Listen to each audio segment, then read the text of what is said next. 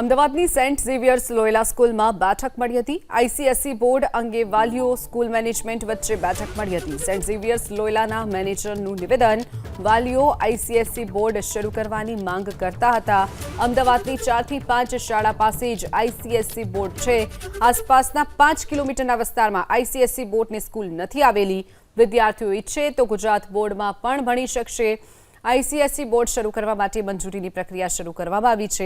મંજૂરી મળી તો આવતા વર્ષથી આઈસીએસઈ બોર્ડ પણ શરૂ કરવામાં આવશે। સેન્ટ ઝેવિયર્સ લોયોલામાં ભણે છે 2500 વિદ્યાર્થીઓ। પેરેન્ટ્સમાં થોડું મૂંઝવણ જોવા મળ્યું, થોડું અનસર્ટનિટી પણ થોડું જોવા મળ્યું। કેટલાકને તો મનમાં જો વિચાર છે કેવું બનશે, અમે પણ આ શરૂઆત છે એટલે ચોક્કસ જવાબ બધા પ્રશ્ન માટે અમારી પાસે પણ ના હોય, એટલે જેમ સમય જતા પણ મોસ્ટલી ઘણા બધા વાલીઓ આવીને અમને વાત કરતા હતા।